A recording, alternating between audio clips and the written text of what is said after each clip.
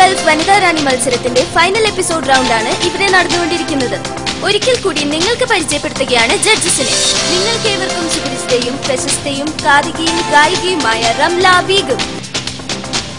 Super hit മാപ്പിളപ്പാട്ടുകളിലൂടെ അന്നും ഇന്നും കേരളക്കര മുഴുവൻ അലയടിച്ച ആ നാമം, ആ ഗായിക വിളയിൽ ഫസീല മുഹമ്മദ് അലി. മാപ്പിളപ്പാട്ട് കാസറ്റുകളിലൂടെയും വീഡിയോ ആൽബങ്ങളിലൂടെയും ശ്രദ്ധേയനായ സജി മില്ലേനിയം.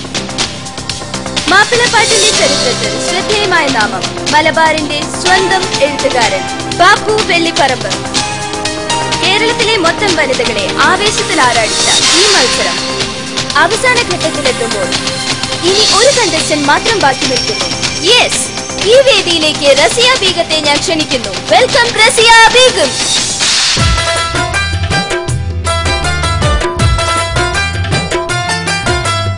നമ്മുടെ എല്ലാം റസിയ ഇതാ നിൽക്കുന്നു. റസിയ, ഈ ഗാനം ആർക്കു വേണ്ടി സമർപ്പിക്കുന്നു?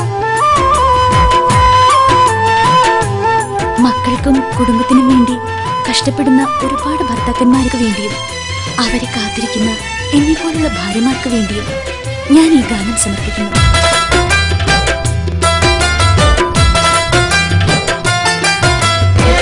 കര കാണാ കടലിനക്കരെ എനിക്കുണ്ടൊരു പൊന്മുത്ത്, കടലേഴും കടന്നു പോയ കടലായൊരു പൂമുത്ത്.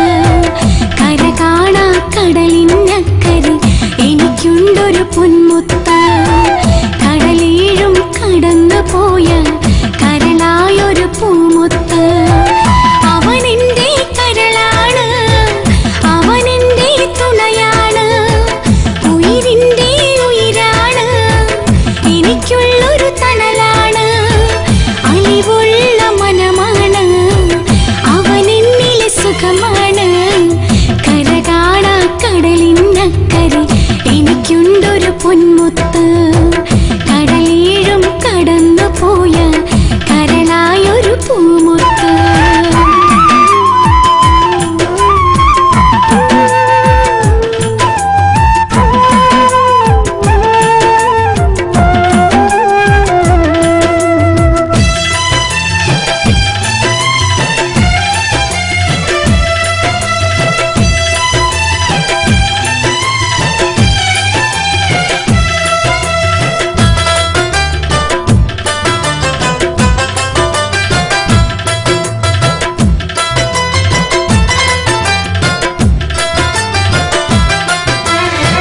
സ്നേഹിക്കാൻ മാത്രമറിയും സ്നേഹത്തിൻ കടലാണ്, ഓർമ്മയിലായി വന്നു നിറയും അഴകുള്ളൊരു മുഖമാണ്. സ്നേഹിക്കാൻ മാത്രമറിയും സ്നേഹത്തിൻ കടലാണ്, ഓർമ്മയിലായി വന്നു നിറയും അഴകുള്ളൊരു മുഖമാണ്. ദുഃഖം വന്നണയും നേരം സാന്ത്വനമിന്നവനാണ്, സ്വപ്നത്തിൽ എന്നും വന്ന സുന്ദരനിന്നവനാണ്. സ്നേഹത്തിൻ നിധിയാണ്, മോഹിച്ചൊരു മുത്താണ്, മാനിമ്പക്കനിയാണ്, മനതാര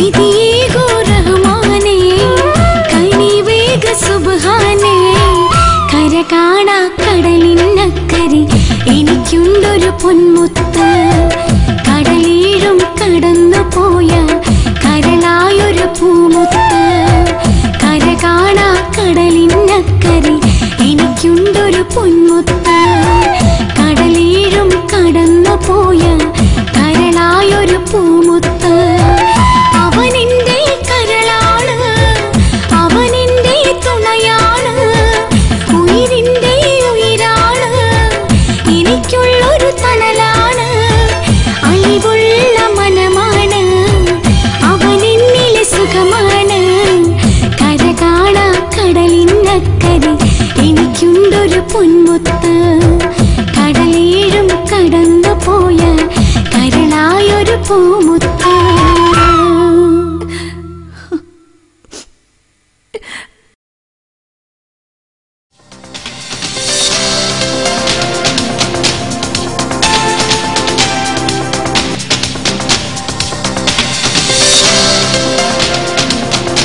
ഇനി നമുക്ക് ജഡ്ജസിനോട് ചോദിക്കാം.